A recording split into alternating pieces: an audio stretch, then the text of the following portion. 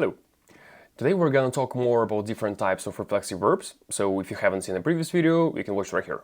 So in the previous video we discussed how reflexive verbs work in general, but we only discussed one type of verbs, and that was personal care and daily routines, with the verbs such as despertarse, lavarse, peinarse.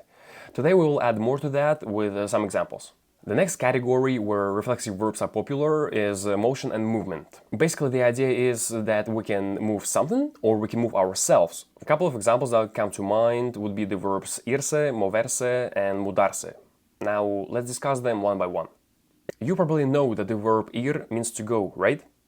But did you know that this same verb can be used in order to say to leave or to go away? All you have to do is to use the reflexive version of this verb, which is irse.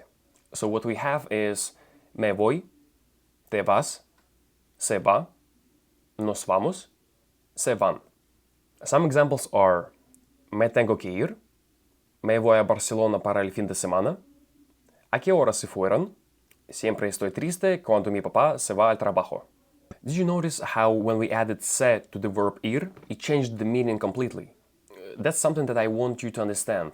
In the last video, when we were using the verbs despertar versus despertarse or lavar versus lavarse, the only difference we had between them was whether the action was applied to you or to someone else. Like, for example, if you wanted to wash your dog, you would say voy a lavar mi perro.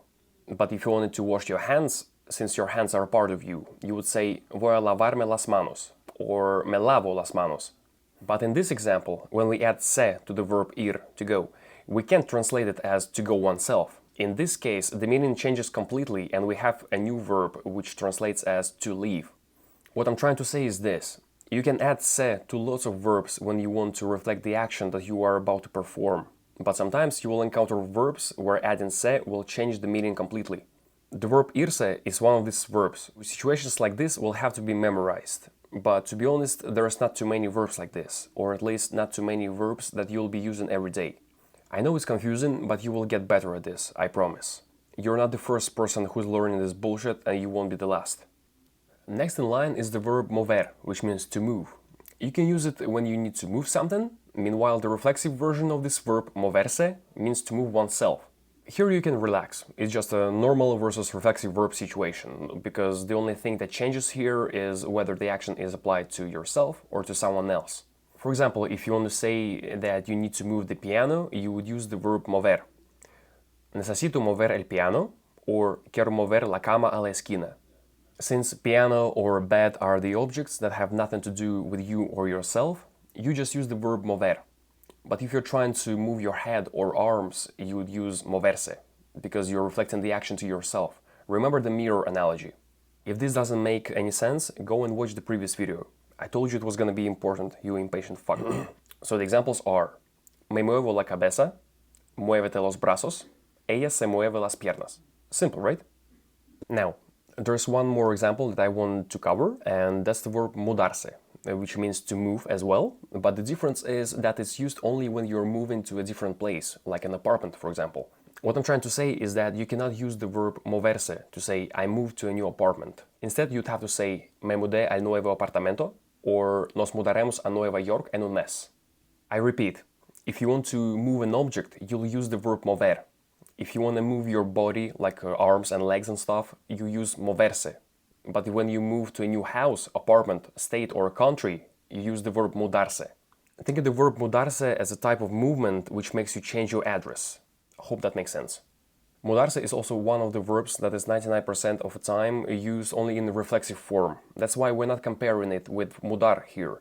The verb mudar does exist, but you won't see it for a long time, I can assure you.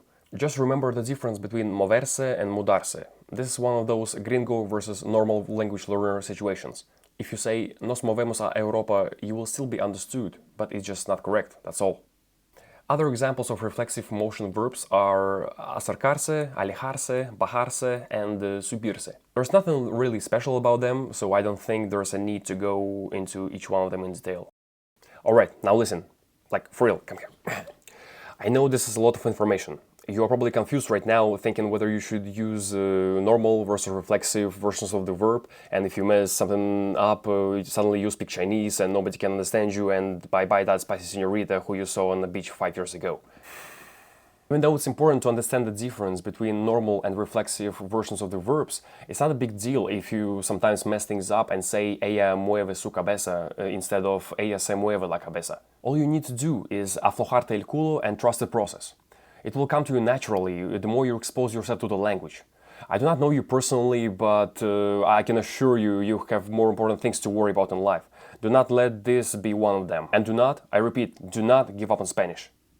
Alright, I hope the idea of reflexive motion verbs makes more sense to you now. Any questions? Let me know down below. I don't care how stupid they may sound.